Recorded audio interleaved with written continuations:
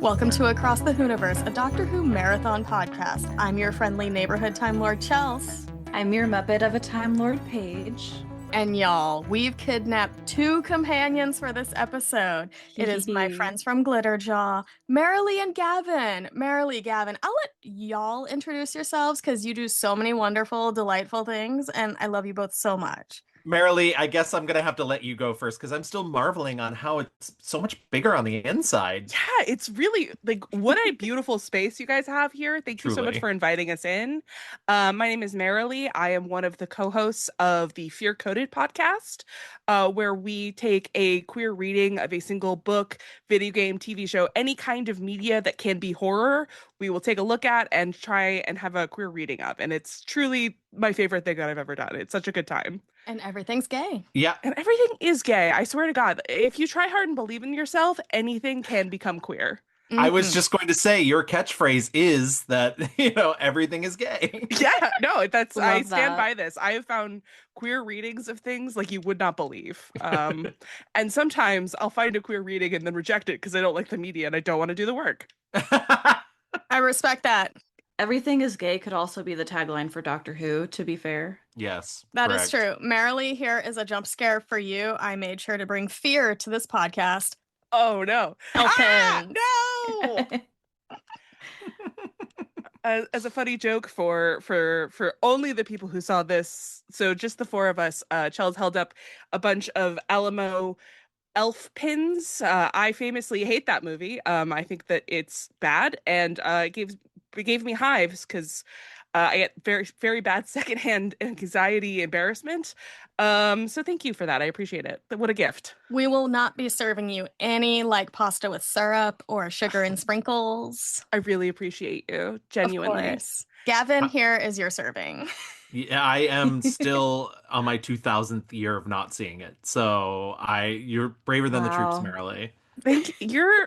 I really appreciate that. When we set up a Patreon, everyone was like, "You're gonna watch Elf, right?" And I was like, "For money, yes, I will," and I did. That's true. That's the way to do it. I love that. Gavin, introduce yourself. Tell the listeners who you are. Besides my favorite person to terrorize. It's not terror when it comes from you. I promise.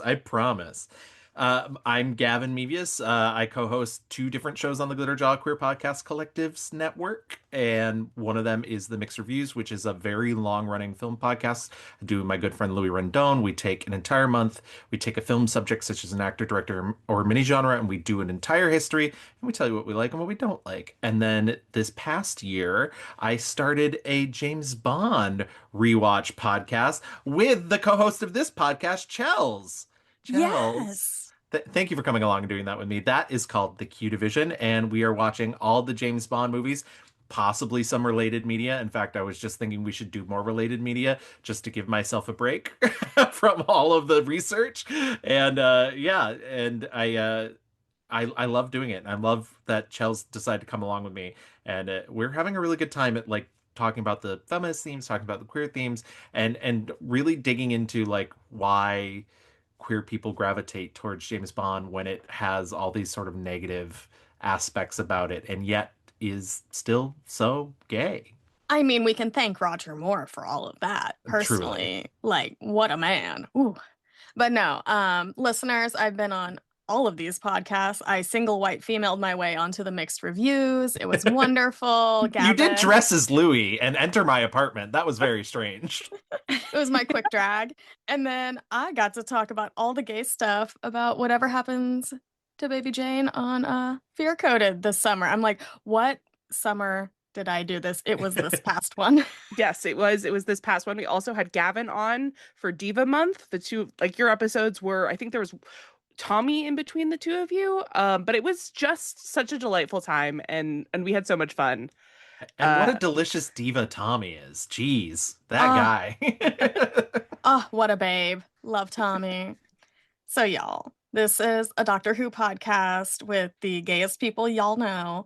What is your history with Doctor Who? Because this show has been around since the beginning of time and space. How were you introduced to the show? What's like some of your favorite characters? Let's just go off. Well, I was introduced to the show because I watched the Sci-Fi Channel, and they kept advertising this new show called Doctor Who in whatever year it started coming out again, New Who, and I've been watching pretty consistently ever since. We love the Sci-Fi Channel. We do. Oh, I have a lot of problems with the Sci-Fi Channel, but I love it. We've been watching this for 20 years, New Who. That's so wild. 20 years. 20 years. Yeah, time just keeps coming at you. It just keeps happening. To quote LCD Sound System, it keeps coming, it keeps coming, it keeps coming till the day it stops. Yeah. Anyway, 20 years ago, I started watching. I'd never heard of the show before. I was in high school. I threw it on, and I've loved it ever since. And what about you, Gavin? You were in high school. Oh God, I'm so old. I'm the old man of this podcast. So I actually started. I sort of kind of explained this to Chels a while ago. My dad raised me weirdly on the stuff that he liked as a kid, and not in like a forced sort of way, but stuff that I think he knew I would like. And so I actually started watching the original Doctor Who when it was re-airing on PBS when I was a kid. Ooh. So You were a PBS kid. Yo, very much so. So my first Doctor was Peter Davidson, who I still love and still think of as the Doctor with his celery stick on his lapel, his little cricket uniform. Something you and David Tennant have in common. I know. When he revealed that Peter Davidson was his favorite, and then of course married into the family, I was like, goals, honestly. And you know what? David Tennant set a goal and like surpassed it. Yeah, truly. But when the new show started airing, it was originally only airing in England, and I was already in college because once again, I am old, and I sailed the high seas of the interwebs and found myself some copies before it even made its way to Sci-Fi Channel, and was very much on the LimeWire, getting myself copies and passing them along to my dad 6 hours away back at home, burned to CDs or burned to DVDs, so he could watch it and enjoy it as well. And I think he ended up rewatching it on Sci-Fi Channel when it started airing there too. But yeah, so I'm a pretty hardcore devotee of Doctor Who, and I don't think that will ever change, even though my husband does not like Doctor Who. He thinks it's for little kids, so he will never be on this podcast. Well, I am notably a toddler, and also he hates James Bond, so this tracks. I love it. Yeah. Opposites attract. Paul Abdul told me that once. Diva. See, I'm old. I can make that joke. So, Gavin, how many viruses got onto your computer because of Doctor Who? Oh my God, so many. You think I had a Mac back then? No. You couldn't turn that thing on without it bursting into flames. That thing was a Dell, and it took 20 years to turn on. Absolutely. Can you believe that 20 years later, it's still so hard to have access to Doctor Who? Yeah, it's wild because it was on HBO for a while, but they lost the thing. Yeah. And what is it on now? I believe Chels told me. Nowhere, pretty much. It is not available in the US. HBO just let the license expire because, also the Disney thing was a whole issue with them as well. I was going to say they're probably real bitter about it. Yeah. And, Disney has just said, fuck off to Doctor Who at this point, which I'm fine with. Love that. Love that for me. So, Doctor Who is not easily available unless you're a great Gatriot and go get a library card and have access to Hoopla. You can watch the first 4 seasons of New Who over there. Hopefully, by the time this airs, somebody else will have picked it up or something. We'll have news about the show. But yeah, that's basically your only way to watch it unless you're me, a psycho with the biggest physical media collection, which that was my Christmas birthday present to Paige this year, was all of Doctor Who. So grateful. Or if you have a Fandango at home account and bought all the bundle saving packs in case your guests needed the episodes, because it's so hard to find. Everyone, go get a library card. It is also available for free on the Internet Archive, the first season of New Who anyway. I haven't looked for anything else, but I did watch it there for free. That's amazing. Hell yeah. I should use the library thing as, at my job, because I'm a librarian, if no one knows that. I should say, you could watch Doctor Who with your library card. You should know that. I told a librarian something. Me, somebody's still learning how to read. Mm-hmm. I know. You're getting Anything's there. possible. Anything. You're reading Doctor Who books. It's fine. I am reading Doctor Who books. They have so many pictures. It's delightful. It helps me out so much. But y'all, let's dive into this episode, this 20-plus-year-old episode. Oh, it is a time. So we're with Series 1, Episode 3, The Unquiet Dead. Writer is Mark Gatiss. Director is Euros Lim. This originally aired, obviously, during the Christmas season of April 9th, 2005, and it features the Ninth Doctor, Rose Tyler, Charles Dickens, Gwyneth, Mr. Sneed, and Pity the Gelth. And it's set in Cardiff, 1869, but the Doctor wasn't really meaning to get there. And y'all, before we really dive into this little synopsis and everything, first off, fuck Charles Dickens in this episode. I won't even mention the actor's name because he sucks. So sorry, Charles Dickens, you're gonna take a lot of shots today. I will say, and I agree, he does suck because he is a TERF, and that's really upsetting. But up until that happened, Simon Callow, Yep. I will say him. You can say his name. He is like a really well-known, well-respected actor, and it's actually genuinely upsetting that he holds those opinions and that he is just terrible when it comes to human rights. But it is. It's sad when people in the LGBTQ plus community are the perpetrators of the violence. So absolutely. Yeah. Because he came out in like the 80s, and he knows how difficult it is. So yeah, he done been out. He's like been through the trenches of everything, but he sucks. And you know what? Who doesn't suck? Christopher Eccleston. We love him here. That's an ally. Truly. Great ally. Got to hug that man. Great hug. I know. So y'all, let's get into the synopsis of this episode because it's a wild one. I love historical episodes. The dead are roaming the streets of Cardiff in 1869 when the Ninth Doctor and Rose Tyler arrive, just in time for Christmas. Teaming up with Charles Dickens, the TARDIS team encounter the Gelth, creatures sucked through the Cardiff Rift from the other end of the universe with their home lost to war. Surely inhabiting dead bodies is wrong, though. Can both sides be helped, or are these gaseous creatures not to be trusted? And this is your synopsis from the TARDIS fandom website page. Y'all, do you remember the first time you ever watched this episode? And what was it like rewatching it? Yeah, no, I distinctly remember watching this episode for the first time. Because again, I had never heard of Doctor Who before. This was just a new show that I was watching every week.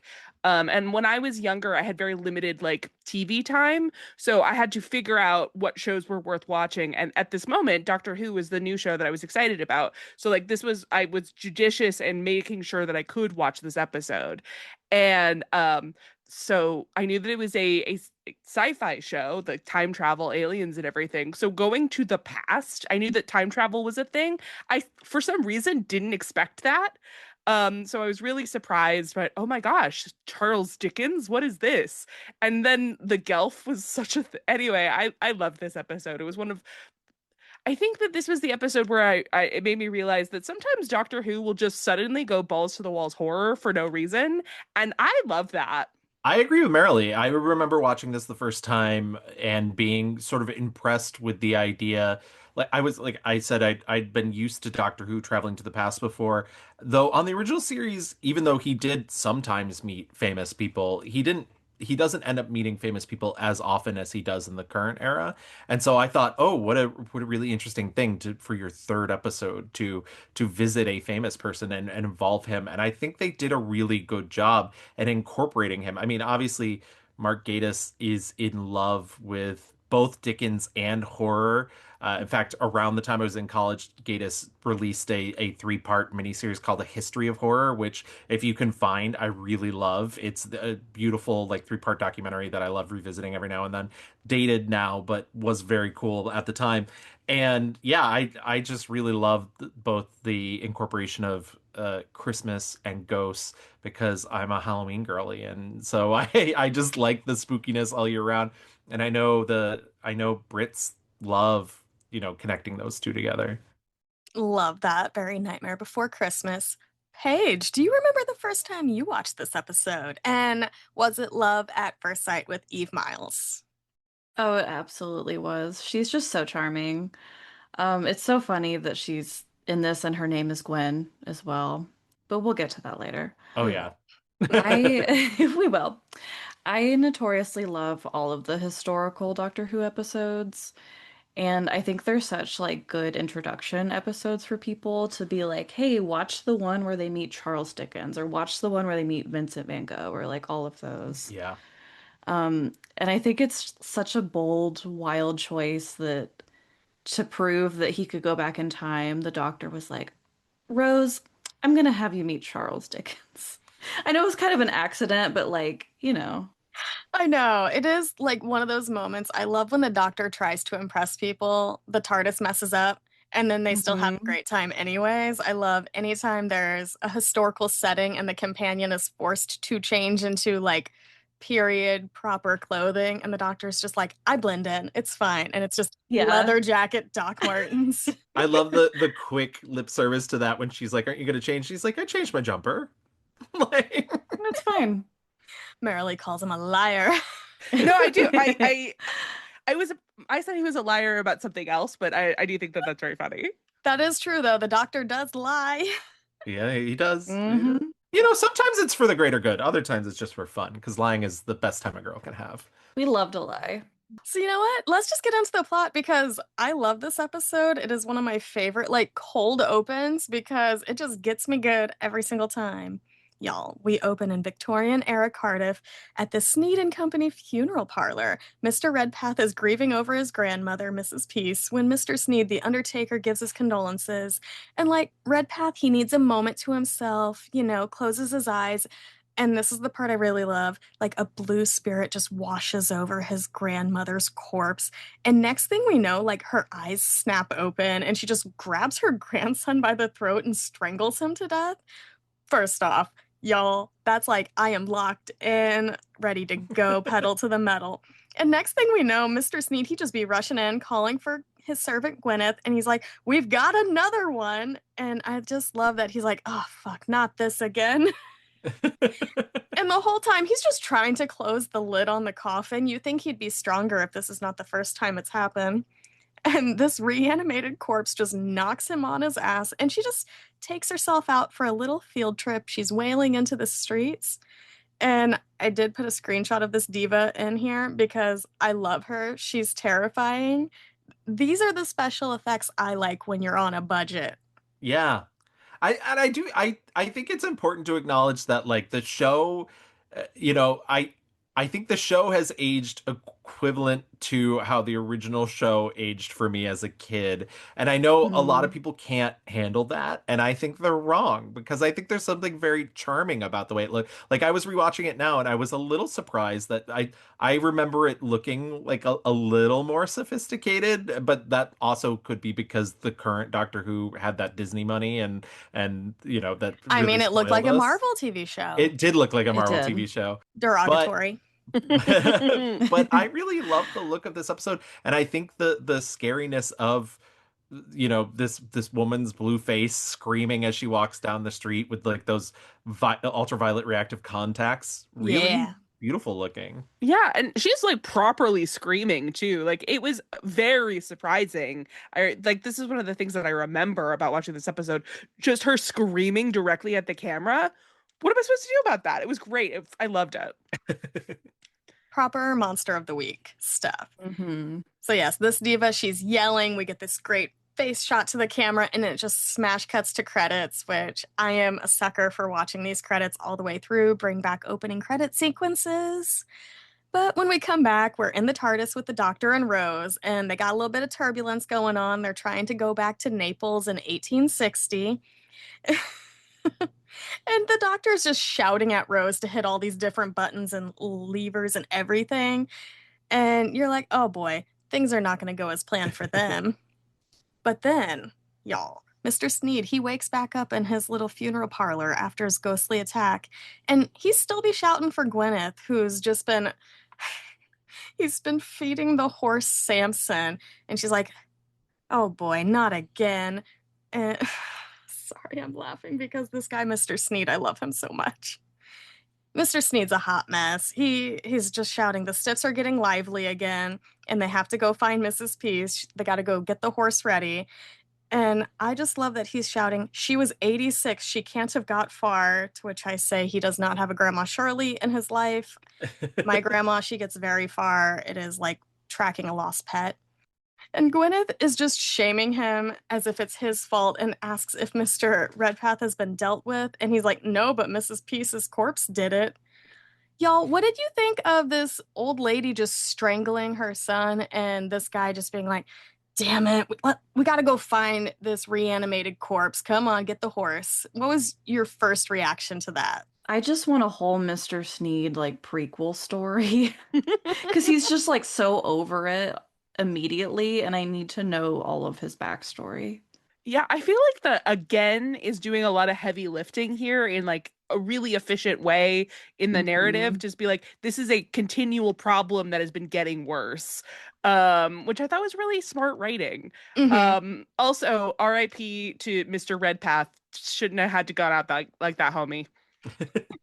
I believe when this episode came out, it actually received some missives of people saying it was too scary for Doctor Who. But that's one of the beautiful things about Doctor Who is it was always a little scary. It was always about the kids cowering behind the couch as the monster of the week happened, or monster of the story arc, I should say, back then.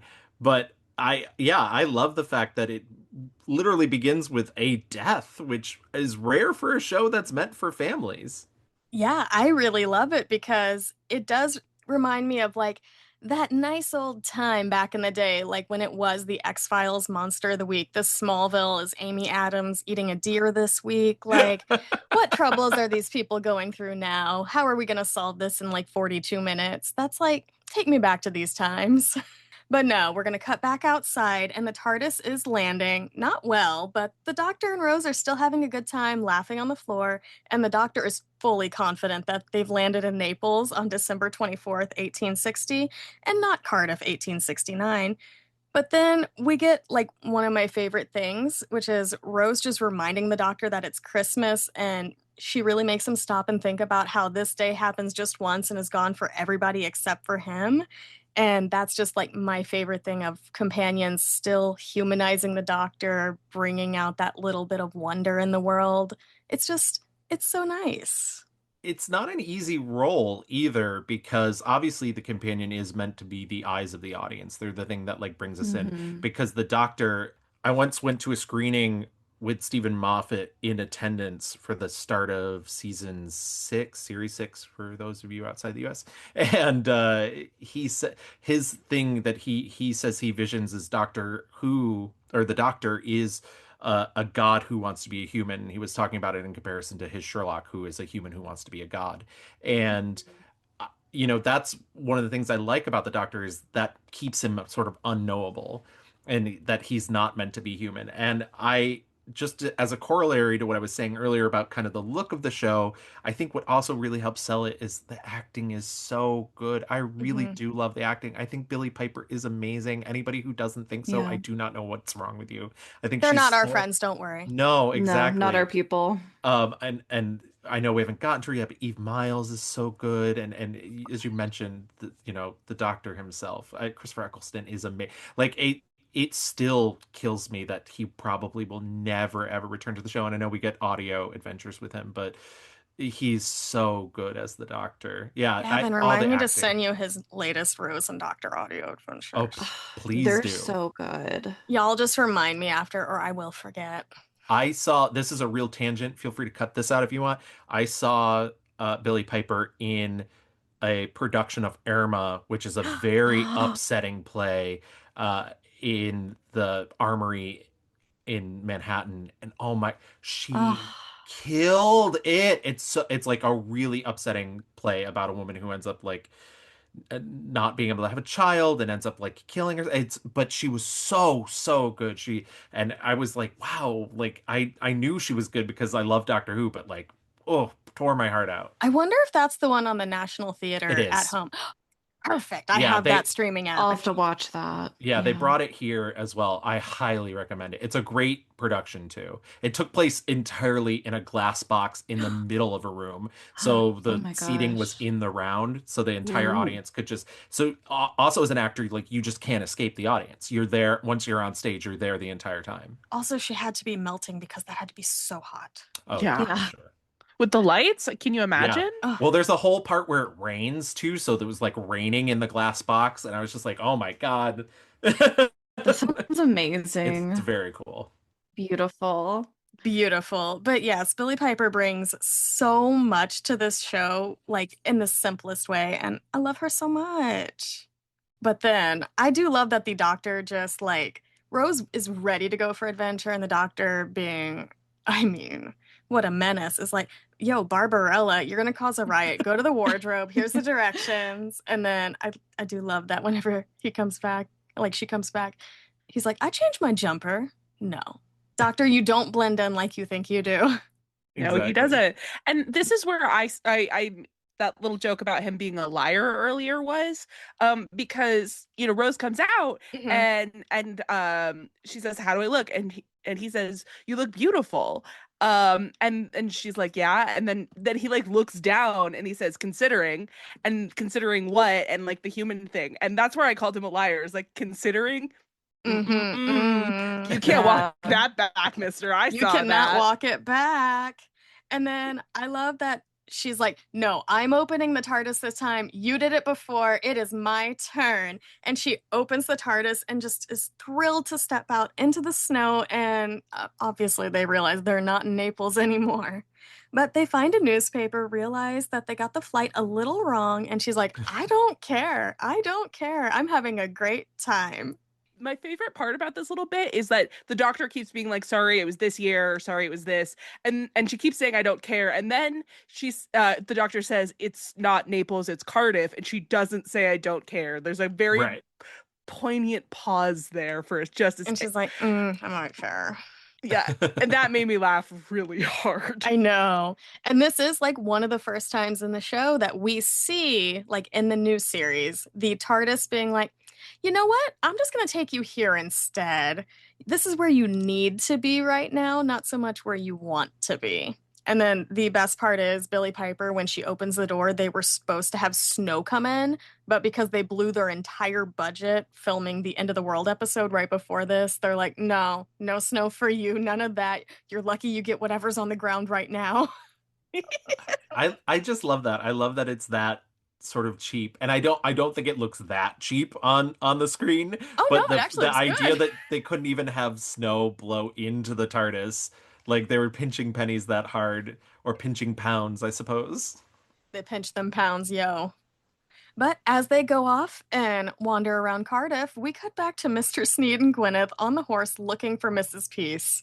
And Mr. Sneed tells Gwyneth to use her sight, which is like clairvoyance, or she's fired, which this is why family, like your work is not your family, y'all. Right here, right Exactly. now. Gwyneth does focus, though, on the last thing the woman wanted and goes into her own little trance and sees that Mrs. Peace was going to see Charles Dickens give a reading at the music hall.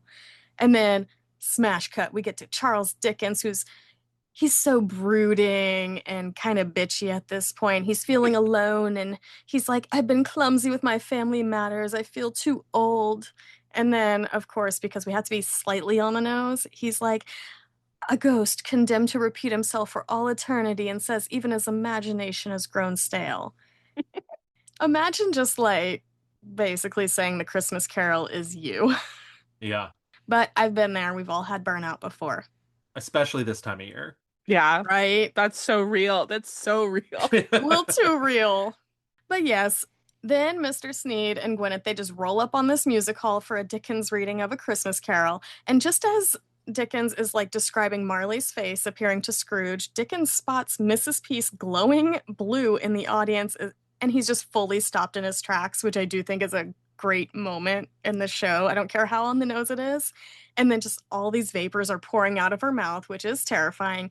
And I'm the audience as well. We are all running out of our seats as Dickens shouts for everybody to stay there, that it's just a trick because, again, Dickens, he loved to take down scammers and fraudsters in real life. That is very funny that they brought it to here. I also just love the fact that it is convincingly like, I mean, one of those brilliant things about Doctor Who is you constantly have to have a reason that nobody's constantly going, oh, there's aliens. And so for that, it could just be, oh, it's the theatrical setting, whatever. It was a little gag he was playing. Yeah. Same. I love it so much. And because people are shouting and screaming and running out of the music hall, that is the bat signal for the Doctor and Rose, and they just giddily run towards danger, which I love that they're little psychos like that. And quickly behind them is Gwyneth and Mr. Sneed, and as the vapor completely leaves Mrs. Peace's body and is sucked into a lamp, first off, that was weird. I thought that was so scary, but I loved it. So that happens, and Dickens thinks the Doctor is responsible, and in all this confusion that's happening, all the screaming and yelling, Mr. Sneed and Gwyneth carry Mrs. Peace's body out of the hall. Do you think you could sneak a dead body out of a concert hall? I mean, if people were sufficiently distracted, maybe. And I guess it depends on the security. I don't think that they were like metal detectors in, Victorian England. So there's a good chance. Yeah, it's got to be second showing. It's got to be like after the dinner and drinks crowd. That's It's not a matinee thing. No. I would just make up a silly excuse like, oh, she has consumption. Yeah, she's gotta get out of here. Go classic clue. She's dead drunk. Yeah. I'm gonna get her a car, a long black one, a limousine. Yeah. But here's the thing.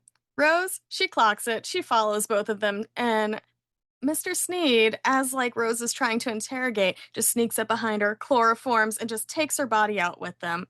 I miss the days when you could just chloroform a person. Now it just feels so insidious. Well, it's a sure sign that he used to be a clown. That's every good clown knows you keep a rag with chloroform around. Obviously.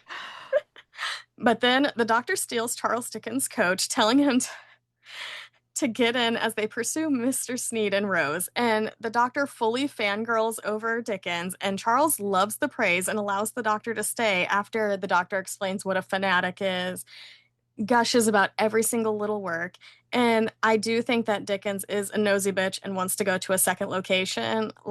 Who wouldn't? As a lover of gossip and mess, I too would go to the second location. You have to know how the story ends. Exactly. Merrilee, am I dying in this movie? It really depends on whether you have main character plot armor. And here's the thing, Chels, I honestly think that you would. I think you'd be able to Muppet your way out of this one, and I love that for you. Oh my gosh, to be a Muppet. Oh, Paige, I'm in your territory now. I know. I got funny friend energy, so I might make it to the second one, but no further. Also, another fun fact, they wanted to initially crash the Dickens coach just to have that moment that references some of his work, but they couldn't afford that either. Euroslyn just we can't afford snow. Crash. We can't afford it. This other guy literally spent all the money, and production is a nightmare. Well, listen, I think that Britney Spears track was worth it. So yeah, true. It was worth it. Were all the special effects worth it? Debatable. I love classical music.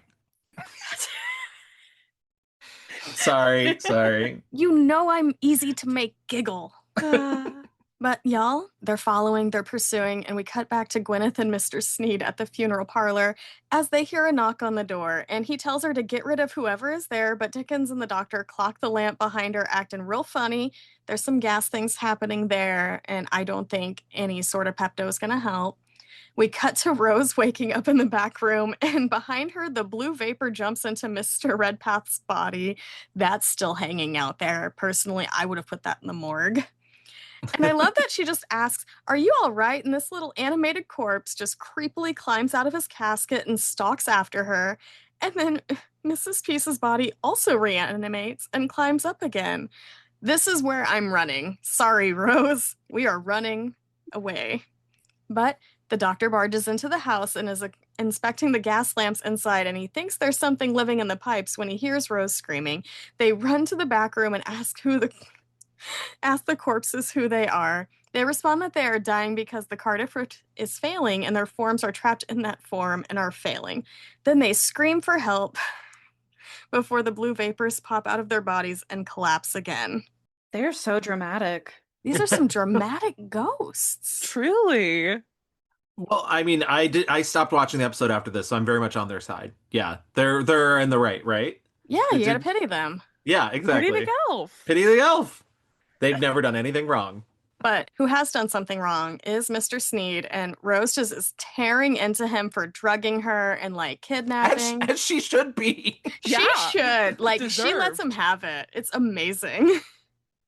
And that Gwyneth just gives the doctor his tea the exact way he likes it, but he didn't tell her that.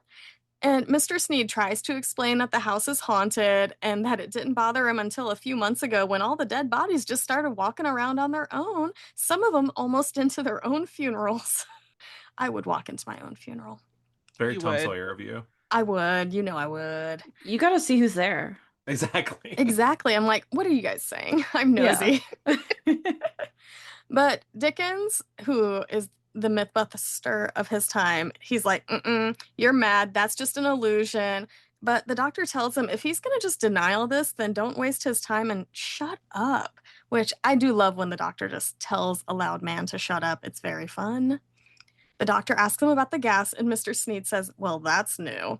And then the doctor explains that the rift is like a weak point in space and time, a connection between like there and another place, and it's getting stronger as the rift gets wider, and something is sneaking through. Dun dun.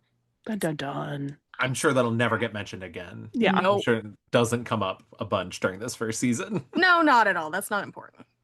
Forget about it. It's cool that Cardiff has its own Hellmouth, though. I mean, Yes. Cardiff and Sunnydale, California have so many things in common. It's true. It is. And I feel bad. Like I don't want to bring up another creep in Joss Whedon, but it is very clear the first season of Doctor Who owes a lot to Buffy. Yeah. And I don't mean that in a negative sort of way. In fact, I love it. I'm a huge Buffy fan.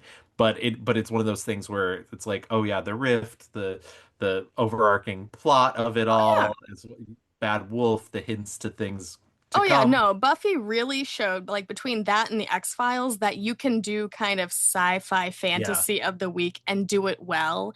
And you know what? Still have predators behind the scenes. Yeah, true. And pop culture references to him calling her Barbarella earlier too, because that's who's that for? That's for me. But That's for me. For Jane all the gay Fonda. people. Exactly. You can tell a homosexual was writing this and running this. Mm-hmm. But Dickens, the sneaky bitch he is, he's just sneaks away to inspect the lamb, saying it's all impossible before inspecting Mr. Redpath's body, trying to figure out all of this trickery. I would not be messing with a body that just tried to kill people, though. Not me. But the doctor catches him and apologizes for telling him to shut up, and he just tells Dickens that when the human body decomposes, they release gas, making them the ideal vessel for these aliens. Aliens, you can have my body when I'm gone. But You Dickens- pity the Gelth? You want to give your body to the Gelth? I mean, I'm not using it. once again, if you stop watching the episode, completely innocent. Never done anything wrong. Precious baby Gelfs. Exactly, right there.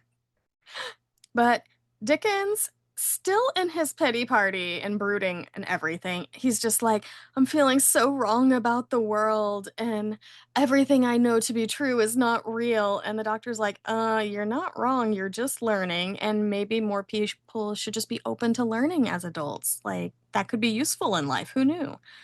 And Dickens, he's like, nah, I'm gonna spiral. My life has been for nothing. And he's like, I've dedicated myself to the real world, the injustices, and great social causes. I've wanted to be a force for good. Girl, we've all been there.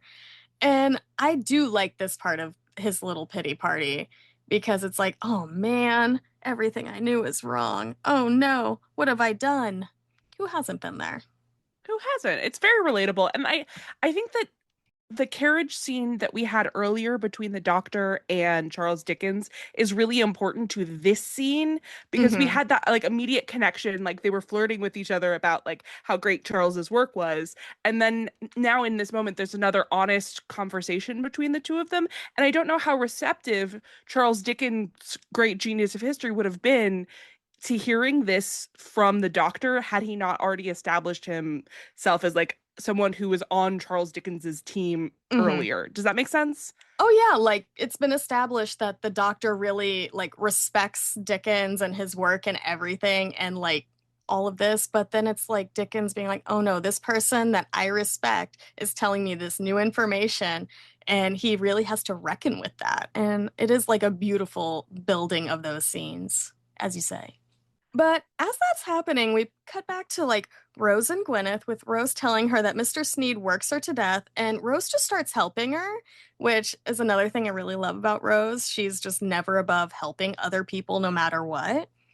And like she's trying to get to know Gwyneth a little bit, asks how much she gets paid, and is just appalled when she hears it's £8 a year and she would have been happy with 6.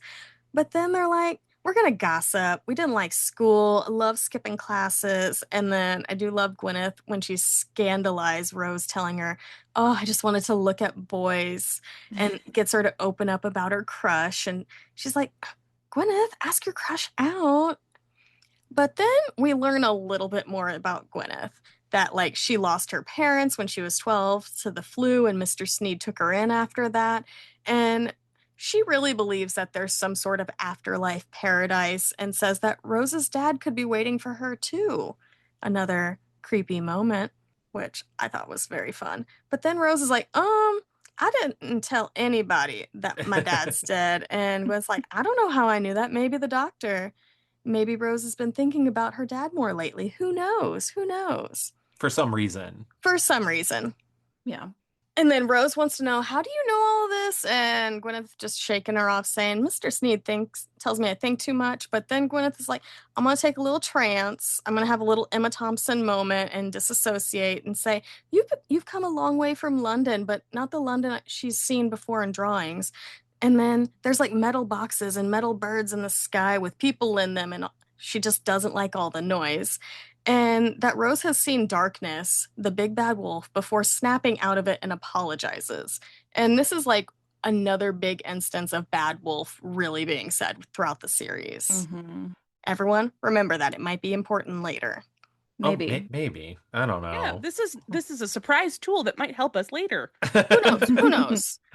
I just want to say before you continue, this is my favorite scene in the episode because I love both of it as a character piece for both of them, because it's not only letting us know more about Gwyneth's character, but it's also letting us know more about Rose, who we're going to be with. And once again, the doctor is the doctor. He's not there to like listen to your backstory and hear your tragic tale. So it's nice to have another quote unquote normal person. And then just Eve Myles being able to switch from that like innocent sweet girl to the way that she goes into that trance and starts freaking out about the metal boxes in the sky and the big bad wolf. It's really, really beautifully acted, and most of it's just done in a series of 2 close-ups and an occasional 2 shot, but it's really, really beautiful. Yeah, I agree. I think this is one of my favorite sequences in the episode as well. It's like really the heart of this episode in a lot of ways.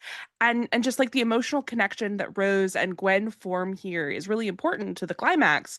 But like not even just that, it's just seeing Gwyneth being psychic and dealing with all of that kind of stuff is so wonderful. Because I don't know about you guys, but as I was revisiting this episode, I kept thinking about how if this episode was done a few seasons later when it wasn't Russell T Davies as the showrunner, but like somebody like Moffat, they would have absolutely made her psychic abilities tied into like her being over the rift, right? And this episode doesn't do that. Like, they're not cowards. They just make psychic powers canon to Doctor Who, and that's so fun. This isn't something that they pick up with, but it's like real, and I love that. Same. And y'all want to know the craziest thing about this whole beautiful scene we get with Rose and Gwyneth? The episode was under time because of all the sequences they had to cut for budget reasons. So they just wrote this and shot this really quickly after. So this was not supposed to be in the episode. Oh, are you kidding? That's wild. I know. So it's like I would say the best scene of the episode is this, and it was just a last minute thing because they needed extra time. I can't imagine this episode without it. Yeah, I feel like it is the whole thesis of everything that's happening and sets up so much more for the rest of the series. Yeah. That's genuinely shocking to me. And I don't think that they would have been able to write this scene without the actors that they have in it. I genuinely think that like the way that they interact and make this work, oh God, it's stunning. It is. And this goes back to my thing about soap operas, because if you just have like a couple of really good actors and some really great dialogue, that's all you need. You do not need all of the visual effects and spectacle whenever you can have two people having a beautiful conversation, and that does so much more. This is the kind of scene that makes you really fall in love with those kinds of characters, especially Rose, since she's the only one that we continue on with, unfortunately. Sort of. But yeah, sort of. we see Eve Myles again. But like I was talking about in our second episode, Rose is so good at just like connecting with anyone, anywhere that they go. And it's so natural for her. And I feel like the scene is so crucial to that character development of her just like, again, humanizing and connecting with everyone. It goes back to her just being a shop girl, but you think about somebody as a shop girl, they're around people all the time. They have to connect. And that's kind of beautiful.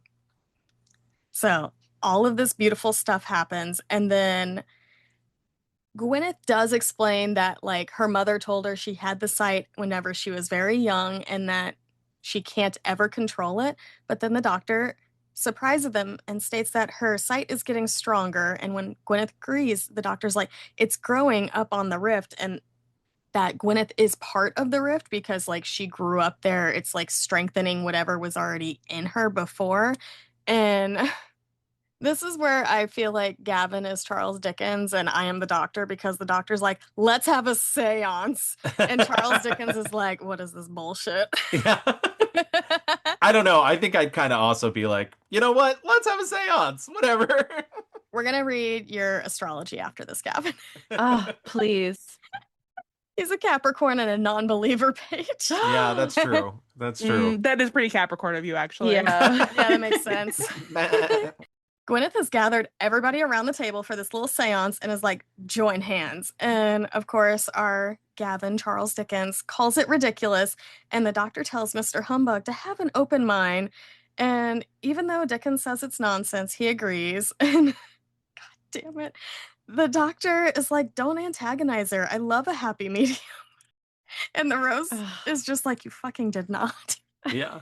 Dumbest joke of the episode, everybody. Here it is. But I love that Mark Gatiss can't help himself. That is a Mark Gatissism, if there ever was one. It is, and I love it so much.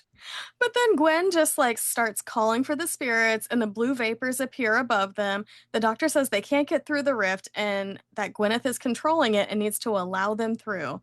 The doctor explains they're from the other side of the universe, and the spirits reveal that they're the Gelth, and they ask for help and ask Gwyneth to be like, hey, like, let's make this a bridge, the rift. Let's do this. Come on, girl. We're the last of our kind. We're almost extinct. The Time War came and the universe convulsed and their bodies wasted away. That they're stuck in this like gaseous state and they want the dead bodies around on Earth to inhabit. Let's do this, girl. And I do love the morality question this brings up, because Rose is like, no, you can't just have people's dead bodies. And the doctor's like, why not? They're not using it. It could save their lives. And the Gelth, you gotta pity them because they disappear as they're begging for help. And Dickens finally believes. So Rose takes Gwyneth off to rest. She says, the Gelth needs me. And Rose is like, you're exhausted and you're not fighting the doctor's battles, because Rose knows a little bit about the Time War at this point. Not all of it, just that it's something that the doctor was a part of. And the doctor explains they're aliens, they need bodies, and they can't stay in the human ones too long and have to hide in the pipes. They need Gwyneth to help them through, and Rose is like, you can't have her. And y'all, this is our morality question. What do you think? Is it okay for the Gelth to have these dead bodies at this point in the episode? Or are you Team Rose and you're like, no, you can't just have these dead bodies. We should respect them. And I do love the doctor points out, you got a donor card, huh? What do you think? Okay, but like she has a donor card allowing, like saying that she gives her permission. They just don't do that to every dead body. And especially in this time period where they very firmly believed and like wouldn't do cremations because they thought that they needed their bodies as part of like when the end of the world come, that Christ would come and like they would re-inhabit. You needed your physical being. I think that's like kind of crazy to just but also, you know, if the Gelth in this point in the episode where we think that everything is fine, they also need them. So like it is a trickier moral quandary that then I think just on the face of it you can just assume, right? Yeah.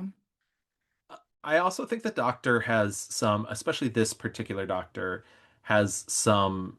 I mean, he's obviously has a ton of guilt about the Time War, and we can extrapolate a lot of that based on what we learn later about the Time War. But I think for him, he sees this as a way to save as many people as possible. And obviously, that idea comes back up in the Doctor dances and whatnot. But I think for him, and I'm not defending it, I do think it's crazy for him to offer all of the dead on Earth for the Gelth to inhabit. But I do think for him, he sees this as a way to save a species that he is wronged without hurting anybody else, because he's not really taking into consideration the mores of the time, specifically the Victorian era. And so obviously, I think but I think you're correct, Merrilee, in stating, yeah, it's nuts. It is. Yeah, it is crazy, but again, like I understand the very near, like real need for life. I feel like if they could have been like, you need permission somehow to like to try and like farm like get that, maybe they could have done something else.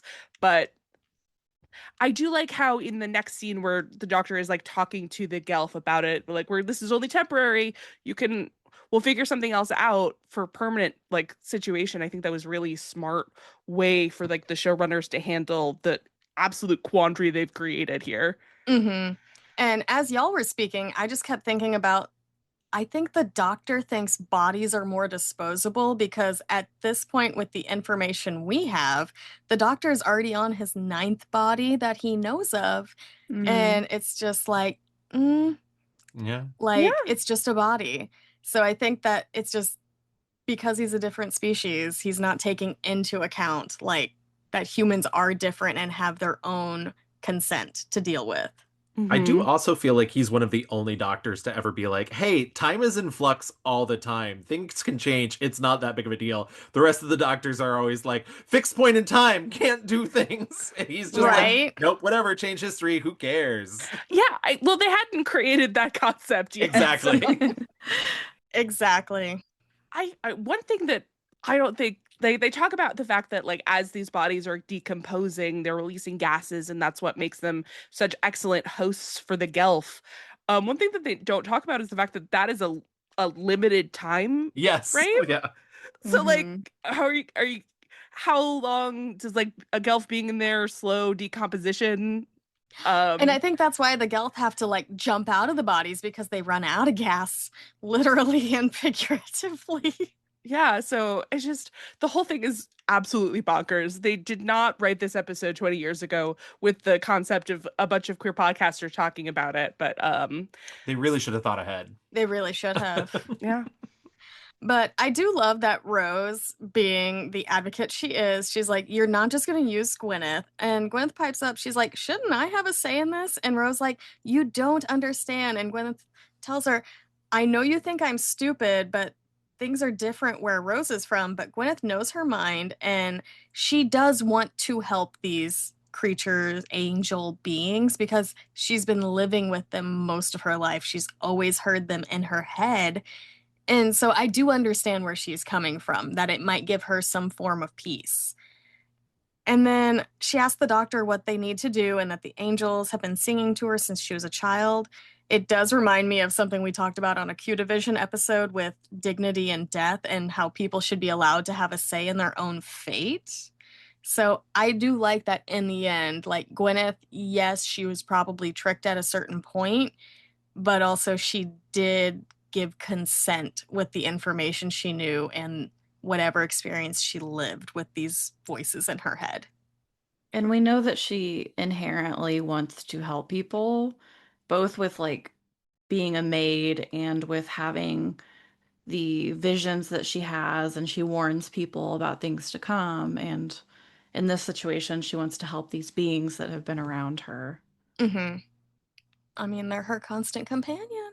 Mm-hmm.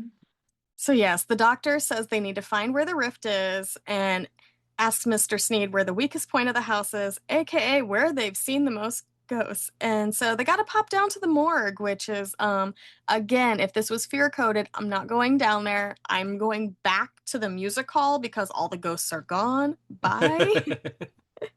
And Rose is like, there's no ghosts in 1869. I know this. I paid attention in school, and is still trying to defend the dignity of dead bodies. And this is where the doctor reminds her, time's being rewritten. Fuck off, whatever. And then Dickens interrupts. That's verbatim. It's exactly what was said on every channel at the family time slots. Exactly. But I do love that Dickens interrupts their bickering and points out, it's getting colder in here. And the Gelth reappear, and Rose tells them not to hurt Gwyneth, but the doctor says he'll take them somewhere else after and transfer them where they can build proper bodies, that this isn't a permanent solution. And I do like that he added that in later, even if it was just to appease Rose at the point. So Gwyneth steps up into the arch despite Rose's objections, and she establishes this bridge. And then suddenly the Gelth, they descend, they're blue, and then they get all fiery red. And she's like, don't worry, it's just a few billion of us. Much more than the handful they implied earlier. And they show their true colors, the dead Literally. corpses. Literally. Because red means bad and evil. We learned that. Satanic panic. I did do some modicum of research before coming on, and I did read that was also a last minute addition, was changing the color of the Gelth after they became evil. Oh my God. I mean, humans are simple. All we need is a different color. Here's the thing, though. This is a personal note. Y'all, I do not think aliens should be invading Earth. I am the person who saw that meme that aliens roll up their windows when they cruise by Earth, because have you seen this mess? They are not invading us. And they don't want to come down here. Can you imagine the cleanup job that would be? Ugh. Worse than an oil spill. Can't fix us. But no, Mr. Sneed does try to break Gwyneth out of the trance once he realizes something's wrong. And he does insult her by calling her a stupid girl. And then, of course, one of the corpses snaps his neck and his body is taken over. A big whoopsies. I mean, rest in peace, Mr. Sneed. You needed to work on your customer service skills. Yeah, you and your mutton chops will not be missed. No. But Dickens flees as the doctor and Rose are cornered by the Gelth, and they start saying their goodbyes to each other. I'm glad we got to know each other. I'm glad I met you. I'm sorry you're gonna die a century before you're born. And Rose points out that they're not just dying, they're becoming a Gelth. I don't think they could get the doctor. I know we're not there in the series yet for Rose, but I think the regeneration process would prevent that. Yeah, I mean, if only because they're burning every single cell. I think the gas would burn out, y'all. But outside, where Dickens has fled, he spots a Gelth getting sucked into the gas lamp on the street with a little scream, and he has a funny idea. He runs back into the house, turns off all the lamps, and turns up the gas. And then he runs back downstairs to the morgue and tells the doctor and Rose what to do. The gas will suck them all out of the host and back into the air like sucking poison from a wound. The Gelth start pouring out of the corpses and swirling into the air. The doctor tells Gwyneth to send them back, that they lied to her, but she says she can't send them back, but she can hold them in the rift with the bridge she's created. And she pulls matches out from her apron and tells them to leave. Rose really doesn't want her to sacrifice herself. I love that Rose is always sticking up for people. But the doctor makes Rose and Dickens leave, saying he won't leave her in danger. He's going to try to save her. But then after they've all left, the doctor touches Gwyneth's neck and realizes that she already sacrificed herself, gives her a little kiss on the forehead and thanks her before running out. Gwyneth lights a match, and you know what? The house explodes, and the Gelth, they're consumed in the explosion. This performance by Eve Myles is also my other favorite thing in this episode. I think Mhm. it's really, really difficult to do that like non-emotion, like the way she's physically just hanging her body, just her arms really limp, the like staring straight forward, not breaking the eye contact. It's a really beautiful body language performance at this moment, and she's so good at it. Truly an MVP of this episode. Yeah. Absolutely. Like you can tell where her theater training completely translates over to like film and video because it Yeah. doesn't always. And it's like, oh no, she's taking all this physicality and is so brilliant. Did any of you read about her audition for this episode real I quick? think I have it in the notes. The Oh, okay. story. We'll It get to is it later then. honestly, Gavin, we need her shirt. We need her shirt. Rose is really upset, but the doctor tells Rose that when he checked Gwyneth's pulse and realized she's probably dead the moment she stood in the arch of the rift, that she'd been dead for several minutes. Rose doesn't understand because Gwyneth was still talking. And then Dickens just quotes Shakespeare's Hamlet. There are more things in heaven and earth than are dreamt of in your philosophy. And Rose is just sad watching this funeral home burn down. And she's like, she saved the world, a servant girl, and no one will ever know. That's my favorite line in the whole episode. Yeah. That really moved me. That's one of the things Mhm. that I kept remembering. And I really loved it. I think that Rose's empathy for this person who did this incredible thing and knowing that like history completely forgets about her Mhm. it's so moving and wonderful. And like I know the doctor says that she's been dead since the moment she stepped onto the arch, but I don't think Mhm. that's true. Like if you watch, I think the moment she opened the gate to the Gelth is when like that's what killed her. Because like she stops really like moving stuff around that time, and her being there in the space again, this is another thing that proves like the magic of it that I don't think we would get later seasons, but is really apparent here. I just really loved it all. Mhm. It is all about that empathy. Ugh, I love Rose. She's amazing. Yeah. People give her shit now, but I'm like, no, she did a great job.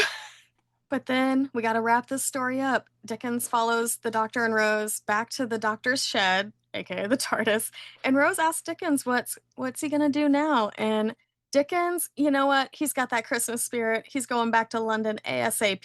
He's gonna spend Christmas with his family and make amends. And that after everything he learned tonight, there's nothing more vital. That this experience has opened his eyes and that he thought he knew everything, but he's just getting started. If only more people could just accept that learning is a lifelong thing. I love that. If only. I know.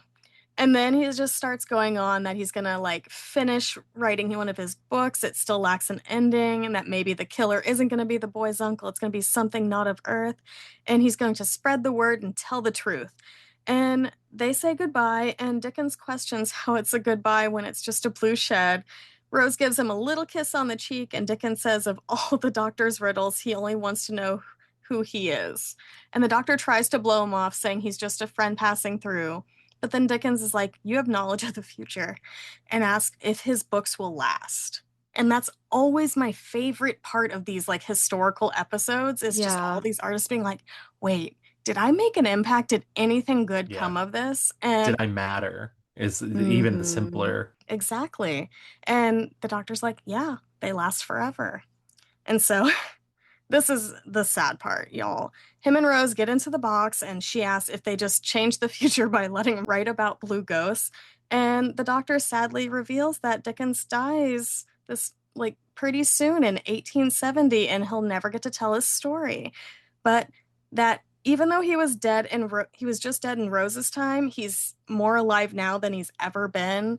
So it's like they gave him all this like extra time to like be invigorated and happy.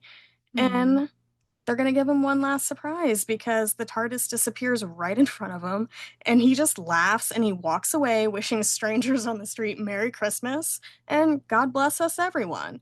And by God, we're talking about Gwyneth right now. Yeah. Yeah. Gwyneth blesses Exactly. everyone. Everybody knows that the G in God stands for Gwyneth. Yeah. Exactly. And not Paltrow. Yeah. It's no longer pity the Gelth. It's Gwyneth bless us, everyone. And that is the Unquiet Dead. Y'all, We do have some listener questions, but before we get into it, any thoughts on this little ending? It's Episode nice. good. Yeah, episode good. Exactly. Exactly. It's good.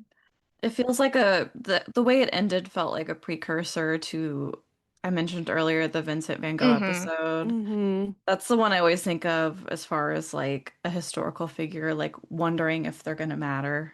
Yeah. Mm-hmm. And then like something tragic happening to them and them not knowing what's gonna happen to their work. Exactly. But y'all, listener questions. Oh, here we go. We have kind of a questions we can combine. Like, what do you think about the impact of this setting the tone for like historical episodes to come? Because in these first three episodes of Doctor Who, you get something set in the present day whenever the companion is. Then we go straight into the future with aliens and stuff, and now we go into the past. So, how do you think that this historical episode sets the tone for what's to come later? Do you like how they jump through time and establish the show? I mean, yeah, very much so. And I really liked how it handled the historical episode because for the next few seasons they would have one like in the past with a famous artist episode. There was like the Mhm. Shakespeare one. They did Agatha Christie, Agatha Christie, my love. Nikola Tesla. Yeah. I think that before the Vincent Van Gogh episode, this was like the best of the bunch. Hmm.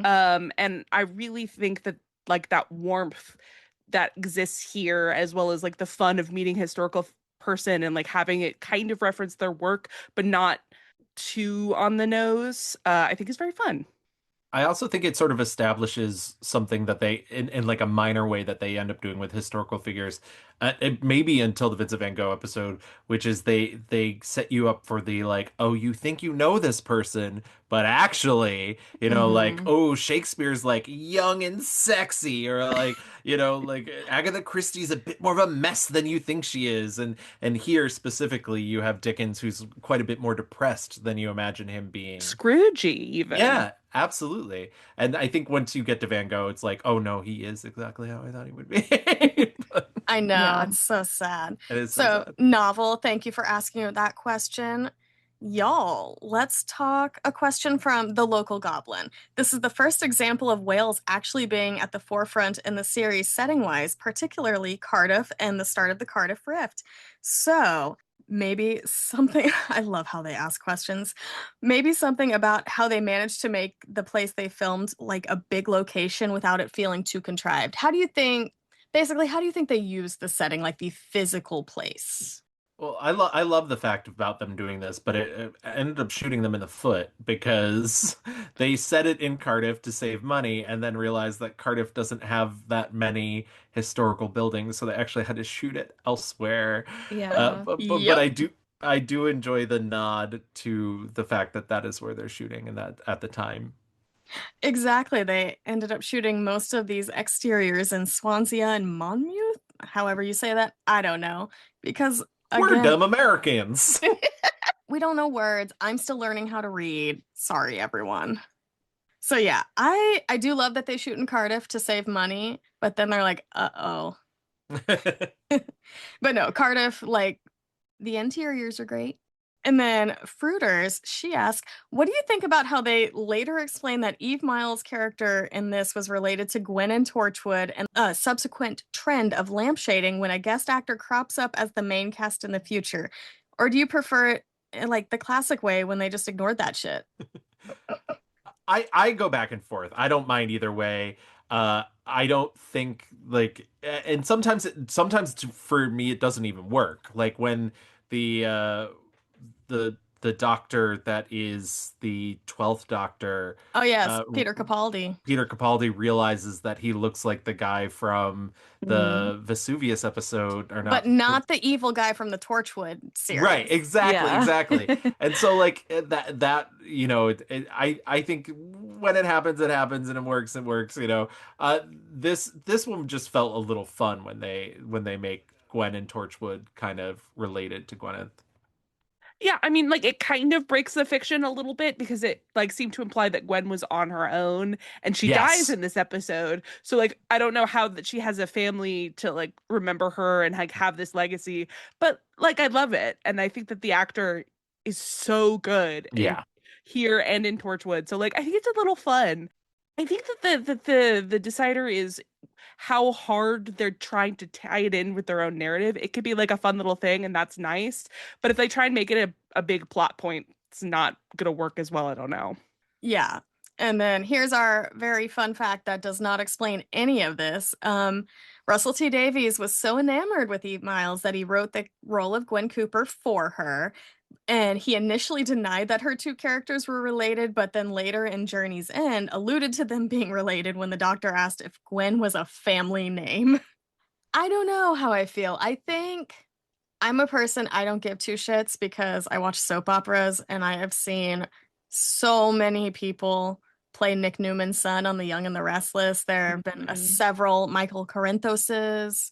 And so I'm okay. Like, I'm not too precious about any of this. Just let it happen. Let the actor do multiple things. It's fine. Listen, England only has 12 actors anyway, so. And they're all in Doctor Who. Mm-hmm. Any other behind the scenes stuff? The evil man Simon Callow was previously considered to play the Eighth Doctor. Fun fact, I think we dodged a bullet because I think Paul McGann is so beautiful, so Yes. hot, great audio. Got our hottie. Much better. And also seemingly loves Doctor Who, like is willing to come back whenever and just, yeah. We love that. I love it so much. I'm glad he got a regeneration scene later. Yes, yeah. Yes. And then, of course, this episode was supposed to be darker. Mark Gatiss said that Gwyneth was supposed to have a brother who died. And then Russell's like, let's dial it back and make it a little bit more of a romp.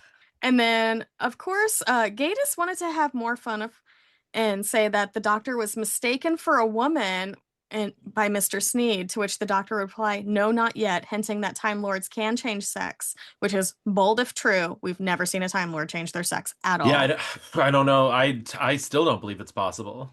I don't think so. Just all white men. All white men. Some of them 4,000 times. And then, Gavin, do you want to tell the funny Eve Myles story? Yes, I would love to. So Eve Myles was already booked doing a theater job when she got cast in the show, and her agent was told her to audition, and so she went into the audition because she really wanted to work with Christopher Eccleston, and she walked into the audition wearing a T-shirt that had two women, naked women, kissing on it with the phrase "I support nudist colonies" written above, and just absolutely thought she tanked the audition, and they loved her. So, and then realized later the homosexuals loved her. Iconic. Iconic behavior, absolutely. Yes. I know. And then a few more behind the scenes things. They actually had David Tennant in mind when creating Mr. Sneed, which I think would not have worked. I think you do need a stuffy old man. Yeah, he needs to be older. That's not. I don't. David Tennant would have been too young. You go back and you look at the second season of Doctor Who. David Tennant looks like a baby. Yeah, that wouldn't work. He is a toddler. And even now, he still kind of looks like a baby if he shaves. He does, yeah. I mean, he has I got a little sick when he came back as the 14th Doctor, and everybody was like, "Oh, he looks exactly the same," and I was like, "No, he doesn't." Just because Babes, he has 5 children. Good. Yeah. He is doing great for having 5 children. Yeah, he's a beautiful man. But he's aging like a human does. Yeah, exactly. You could calm down. It's fine. It's okay to age. I think most people are getting hotter with age. Look at Sean Connery. Yeah, terrible thing about that personality, though. Yep. Shame. Horrible personality, much like Simon Callow. And then, of course, little things. This is like Gwyneth referencing Big Bad Wolf. Everyone try to remember that later. Other little fun facts. Christopher Eccleston is credited as Doctor Who in the end credits. And this was the first time I've noticed it. And I just cackled. I didn't notice that. I saw it in the credits and I'm like, wait a minute. That feels like a crime. That does feel, yeah. Feels wrong. That's really funny. Because famously I mean, I know you guys know all of this stuff, but the but all I can think of whenever anybody actually calls him Doctor Who is the 1960s movies that were made by well, not Hammer, but they were made Hammer adjacent because it was Yeah, the Peter Peter Cushing Cushing ones. movie, and he was actually Doctor Who in those. Yeah. But I knew you guys knew that. I'm not here to mansplain. I'm just here to hang out, ladies. We I'm still here to love to hear mansplain. it. And then my last fun fact, Zoe Thorne plays the Gelth. She returns later in The Sound of Drums / Last of the Time Lords to voice the spheres that contain the Toclophane. Oh, that makes Those little sense. scary creatures. Yeah. So great job being real scary. I can hear that voice. I You can get hear that voice. And so, y'all, that is The Unquiet Dead. What a delightful time we have had. Any final thoughts before we skedaddle? The one note I didn't say that I meant to say was talk about a gaslight gatekeep girl boss. That is important. How dare you? I love that. Oh my god. Yeah. Thank you, Paige, for that. Actually, They invented that in this episode. They Yeah. really did. They're the originaters. Oh my Yeah. god. We almost had this whole episode without you saying that. What a know. crime. I had to sneak it in right at the end. Proud of you. My only final thoughts is I love the groundwork that this paves for later Doctor Who episodes in doing the historical bits and doing the past adventures and whatnot, and I think obviously like what a little acting playground given to both Rose and Gwen as well too. And so yeah, I do love this episode. I'm so happy that you invited me for this one because I think this was the one that showed me, because the last one is fun, the on the space station, and I love everything about that, but this was like kind of showed me like, oh, we're serious about what we're doing and bringing Doctor Who back. Like we're really in the game now. Yeah, like very much the same. Like I liked the first two episodes. This is where I feel like I really fell in love with the Yeah. show. And which would immediately be tested in the next ones. Yep. We're kind of ventures into Big Bad Beetleborgs territory, but that's okay. It's okay. Oh, beautiful. And then again, thank you our listeners who gave us questions. Novel Fruiters, Local Goblin, love all y'all. See you in the Discord. And so, companions, thank you for wandering into the TARDIS today. Remind listeners where they can find you in all your work. Merrilee, where can we find you in space and time? Well, you can find me every Monday on your local podcasting feeds, wherever you get your podcasts. Me and my two friends, David and Tyler, talk about horror movies on Fear Coded. You can also find us on Instagram and Blue Sky at Fear Coded Pod. And I do run the social medias on those, so just come say hi. And then, Gavin, thank you for letting me kidnap you into the TARDIS this week. Where can we find you and all your amazing things you're doing? Once again, you can listen to the Mixed Reviews or the Q Division. Both are monthly podcasts. There'll be new episodes of each soon by whenever this episode comes out, I'm sure. And you can find their socials mostly on at their Mixed Reviews in various places, including Blue Sky and Instagram. And you can find the Q Division at the same places at Q Division Pod, and you can email those as well. And then I guess if you want to find me, you can find me at it's Gavin. That's SHHITSGAVIN on Blue Sky, or at Gavin Mev. That's GAVINMEV on Instagram. And this time when you drop me off from the TARDIS, can you at least get me closer to home? I had to walk a mile last time. I will get you closer to home, but I cannot guarantee it'll be the same year. So fingers crossed. I mean, honestly, good luck getting me out of here. I'm gonna, as soon as this recording stops, I'm just gonna go running deep into the TARDIS, and I will pop back up later. Can't get rid of me. We have a party bus. Don't worry. There's 12 swimming pools, 18 kitchens. I'll put an ensuite into your room. Don't Plenty worry. of room. And both of you are returning. I've got you on the schedule. Yeah. Absolutely. Exactly. And thank you for listening to Across the Whoniverse. We can be found wherever you listen to your podcasts. And please make sure to rate and review our show. You can find us on Instagram, Blue Sky, and Tumblr. The links will be in the show notes. It's all Across the Whoniverse Pod. Or you can email us, acrossthewhoniversepod@gmail.com. Paige, remind the Time Lords where they can find you. They can find me at Thoughts by Paige on Blue Sky. I'm allegedly a writer sometimes, so I'll post stuff on there whenever I do write.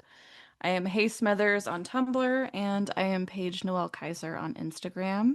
Love that. And I'm Chels725 on Blue Sky, Serialized, and Letterboxd, and Chels Icools on Instagram. And if you can find my Tumblr, then you're stronger than a Gelth. And of course, me and Gavin, Q Division, we have some great episodes lined up for in 2026. Y'all look out. We're going to have some fun side quests. I cannot wait for y'all to check it out. And yeah, and a rewatch feed, Q Division. We're talking about Selfie, the great Karen Gillan tragically canceled show. So go find us there. And be sure to join us for our next adventure across space and time as we revisit Aliens of London and World War III with my dearest friend, Shannon Kay. And so, until next time, so long.